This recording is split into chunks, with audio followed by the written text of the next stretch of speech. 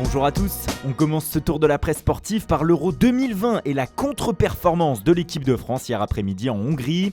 Sous une chaleur accablante et face à une équipe hongroise regroupée, nos champions du monde ont été tenus en échec un partout à Budapest. Plusieurs cadres de l'équipe, à l'image de Paul Pogba, avaient la tête à l'envers ce samedi, comme le titre l'édition du jour de l'équipe.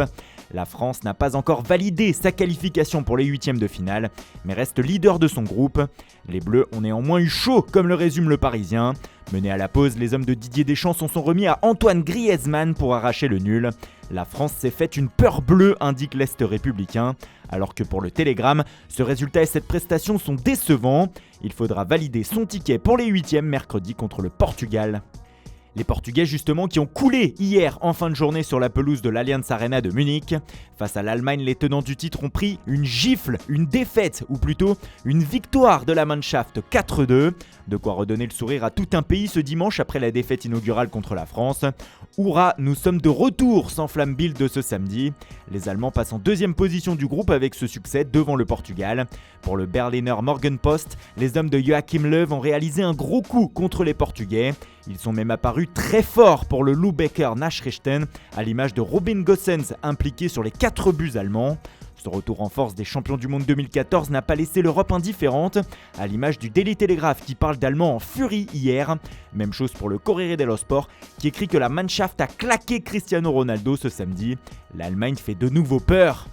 Au Portugal, pas de CR7 en une malgré un nouveau but et une passe décisive. Mais à juste titre, après cette défaite, la presse du pays cherche plutôt à désigner les coupables de ce fiasco ce matin. Ceux qui ont plombé la Seleção à Munich hier. Alors qu'ils menaient 1-0, les champions d'Europe en titre se sont totalement écroulés, inscrivant 2 buts contre leur camp, puis encaissant 2 autres réalisations de Kai Havertz et Robin Gosens. Pour le Correo da Manhã, c'est la défense qui a renversé le Portugal hier. Les manques ont été criants et la vitesse allemande a fait beaucoup de mal, à l'image du très bon match de Serge Gnabry. Record cible de son côté plutôt le sélectionneur portugais Fernando Santos, incapable selon le quotidien de contrer la tactique allemande. Même ces changements, à part la bonne entrée de Renato Sanchez, n'ont rien apporté. Abola enfin veut rester positif.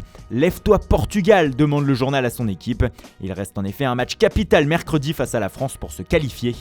Et puis troisième match de la journée de samedi, il avait lieu à 21h à Séville et on a assisté à une nouvelle contre-performance de l'Espagne tenue en échec par la Pologne, 1-1. Deuxième match nul en 2 matchs pour la Roja dans ce groupe E.